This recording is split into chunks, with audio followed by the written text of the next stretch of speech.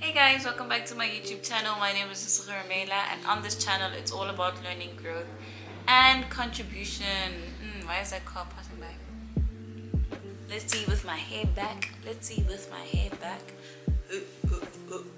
It's guys, four eyes gang to ching ching ching. I think I wanted to take my videos without my glasses, and then I realized that sometimes if I just try to grab my diary or grab my phone just to like bounce off ideas that I've been drafting and thinking about, four eyes, because this girl can't see. But I hope you guys enjoyed this video. I hope to see you guys in my next video. Don't forget to like, to comment, to share, and to subscribe, and to most importantly turn on the notification bell to know when my next video will be. Love you lots.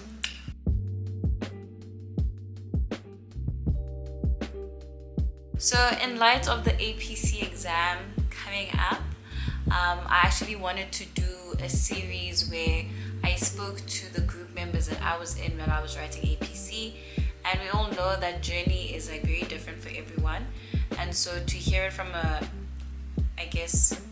group where all of us actually passed in our team, I actually wanted to have different perspectives from the different team members, explaining their story, explaining how they went about APC, what challenges they came across, and just explaining what APC is all about. Because I remember being in first year, seeing APC candidates were writing in their second year and had no idea as to like, what is this last board exam? We already wrote ITC, it was very technical, but what is the second board exam about? And I saw people working in groups, then there was research, then it's like, what are you doing?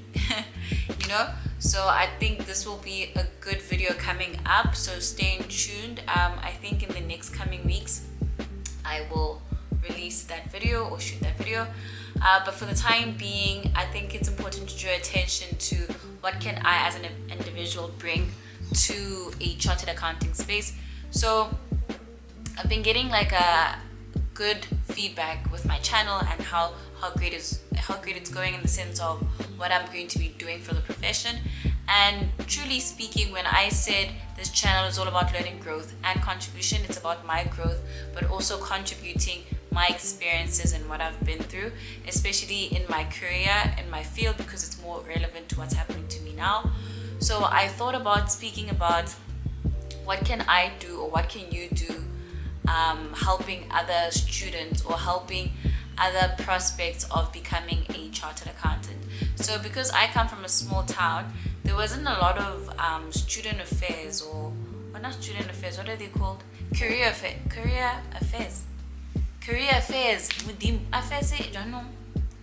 I don't know where affairs is coming from.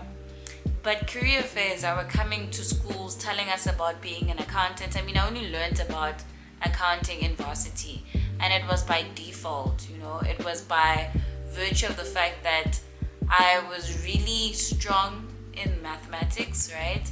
And looking back, you didn't really need a mathematics background to be pursuing accounting, but that's a story for another day. But I didn't wake up and think to myself, oh my goodness, becoming a CA can open so many doors for me.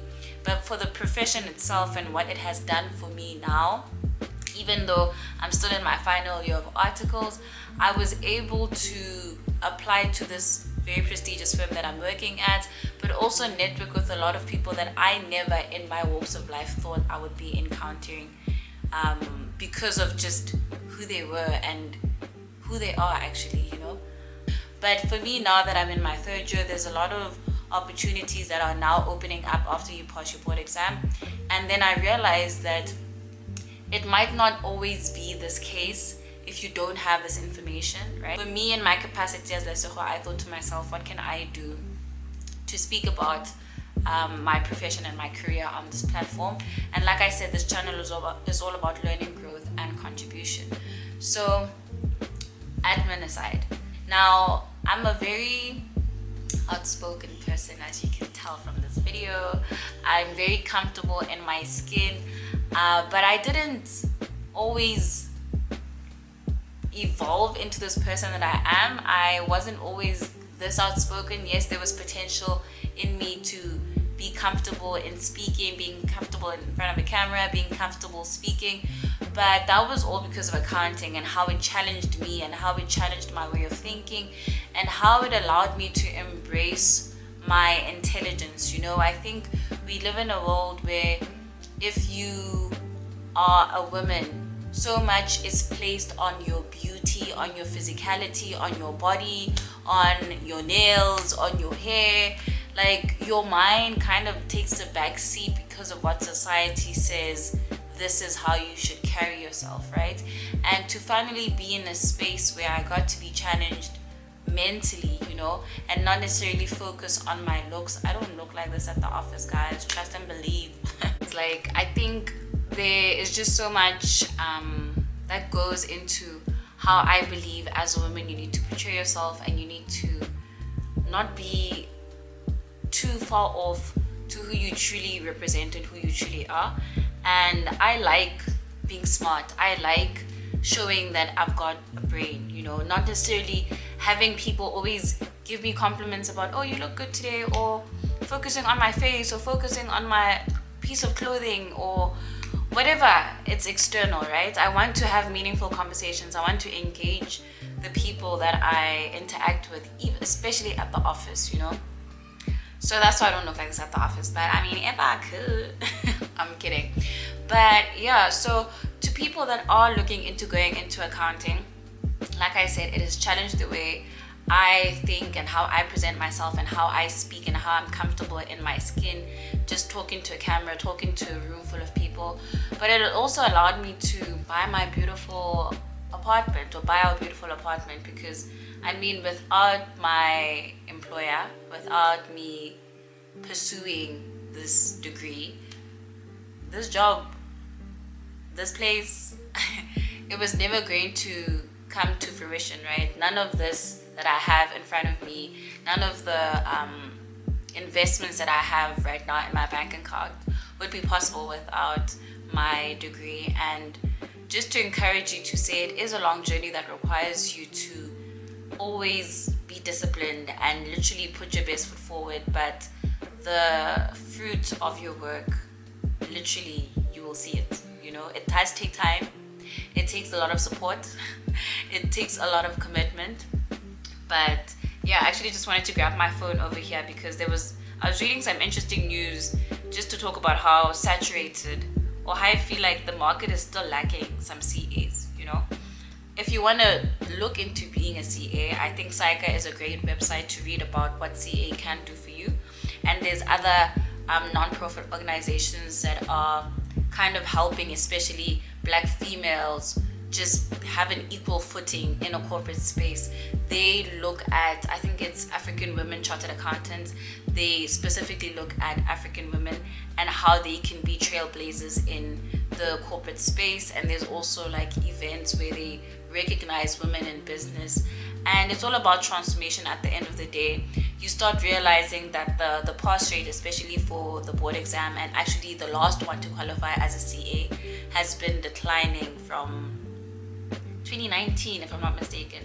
And I think prior to that, I think the way in which the social pressures of being a person of color, I don't want to say they were not existent, but I think there's been so much responsibility placed on African people trying to prove a point, to say that I'm also as qualified, I can also do accounting.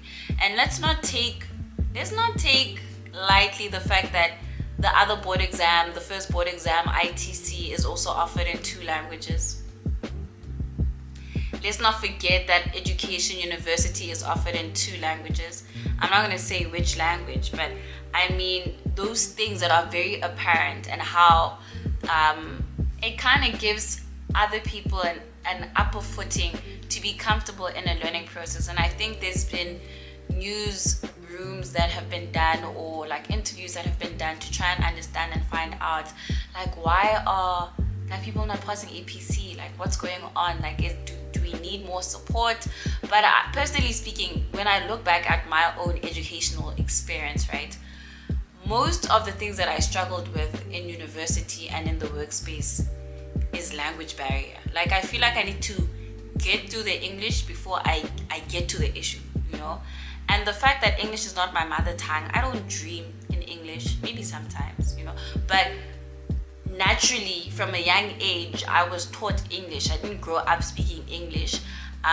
Even my daughter, I'm not raising her to first speak English and then Sotho. It's like, my guy, you will know English when the time comes, but you speak Sotho first and you understand in English, which is a big thing that I think people are overlooking, and they're trying so hard to implement more support, more additional training for people that don't naturally speak English, because these exams are given in English, right? You'll be reading a question almost 3 times to understand what are you actually asking me, bo, other than, notwithstanding, furthermore, perhaps. I'm kidding, but it's the way in which some of these questions are structured that you kind of miss the entire point, because you thought the sentence meant this, but in actuality it meant that. But you know for a fact that if this was given in a language that's very direct, like Sotho words mean what they are. Afrikaans words mean what they are. There is no ambiguity like English, where this word can mean you had to take this direction, right? Going past those barriers and really confronting the fact that sometimes, yes, we might need additional support as Black people to get through the English and to get through the understanding of how we are being taught. And yes, we will need additional support. And the fact that most of the writing now with APC is no longer manual, you have to use your laptop. I've been telling you guys from my first videos that I had no idea how to use Excel. We had some computer skills at home, but I stayed in a township. There was one computer at home. It was a very old computer. We never used it. My uncle used it here and there for work purposes, but for us, naturally, we didn't go to a computer and sit there and figure it out. But you look in a different household where computers are a thing. You are already writing with people that have an advancement in how they can type, in how they've been exposed to these things. And you're not denying the fact that yes, there is a certain level of lack of opportunity that other Black people have, but recognizing that these are real challenges that Black people are also facing. The fact that on top of the language barrier, we still need to learn how to type. We still need to be familiar with the technology of this world. But I believe with the right support, with an understanding, then the pass rate will improve. So I have a bunch of stats here. So from 2014 up until 2020, so the pass rate in 2014 was 86%. It declined to 88% in 2015, then 89% in 2016.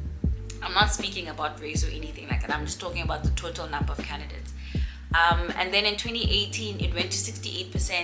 2019, 57%. And in 2020, it was 43%. Now, you ask yourself, like, why is this pass rate declining so much? But the profession has become more towards understanding, right? And if you start realizing, if the foundation of your educational background was technical, right, and it wasn't focused on understanding. Remember, I understand in Sotho, but I learn in English. So for me to really understand in English, I really need to know English. And these exams are in English, And also the fact that I do not have a foundational background of technology, of e-writing. But where is this exam going towards? It's going towards e-writing. So if you don't fix the foundation, if you don't implement the understanding of where the syllabus is going, if you don't implement teaching people how to do e-writing from varsity, maybe even earlier in high school, trying to balance the accounting students to also do some Excel courses or some Word courses or PowerPoint presentation courses, whatever it may be, just so that they can accustom themselves to e-writing, because now the disparity is so big when you get into the workspace and when you get into writing this final exam, that everybody looks around and they start seeing, okay, what can we fix? And you're trying to fix an issue at a surface level, but you're not correcting anything at a foundational level. So it boils down to, what can you do in your career. If you're watching this as a student, my advice to you is make sure that you are improving your Excel knowledge, your typing skills. You are making sure that when you are uncomfortable with a topic, that you understand why are you uncomfortable. Are you uncomfortable because you don't understand the wording, you don't understand the principle, you don't understand what it's trying to teach you? If you are in the workspace and you are falling behind, make sure that you are taking time to fix the foundational steps, and understanding that there's nothing that you can do with the fact that you didn't know. You have to spend that much time or that much longer to complete a task where your counterparty might just do it like this. But to acknowledge and to recognize where you are at a point in time is very important if you want to move forward in your life and you don't want to be left behind. For me, what can I do in my capacity as Lesotho? So I've been having a lot of emotional questions that are posed to me as to like, what do I want to do with my designation? What do I want to do with my voice? And what do I want to do with the people coming after me? And there's been a lot of plans and a lot of ideas, and God has placed a lot in my heart. And hopefully in the next coming months, I want to grow this channel into where we can learn and enrich and give each other knowledge, give each other access to opportunities that are not necessarily available. So for example, I want to partner up with high schools and different universities just to teach them about what accounting can do for you, and also the opportunities that accounting can give to you. I know from the example that I gave where I come from, that was never there, and I don't know why, because I think about it, I'm like, maybe if I was taught earlier about this, I would have wanted it. It just so happened I was aligned to want it later on in my life. But to know that you can partner with a high school, you can partner with a university if you are working, to just give more information about the designation. And if you're already a qualified CA, also take time to yourself and think about how you can give back to your community. I believe that with being a transformed corporate space and being an inclusive workspace, it requires us to also be the change that we want to see, and not waiting for somebody to do something. If you can do something, if you can say something, if you can provide a bit of funding, if you can give your time, if you can give people information, there is so much potential that can be unlocked. But I have yet to see how else this channel can take me to places that even for me, when I think about it, I'm like, damn, I know my goals are they're a bit far-fetched here, but I believe in God, I trust in God. But up until my next video, hopefully my team members will be here to share with you guys the APC journey and what it requires. But thank you so much for watching this channel. Thank you so much for your continued support. I hope we can contribute with each other, we can grow with each other, and just continue learning. Whatever you learn, teach. Whatever you are teaching, make sure that you are applying it also in your life, and that you are living a purposeful life.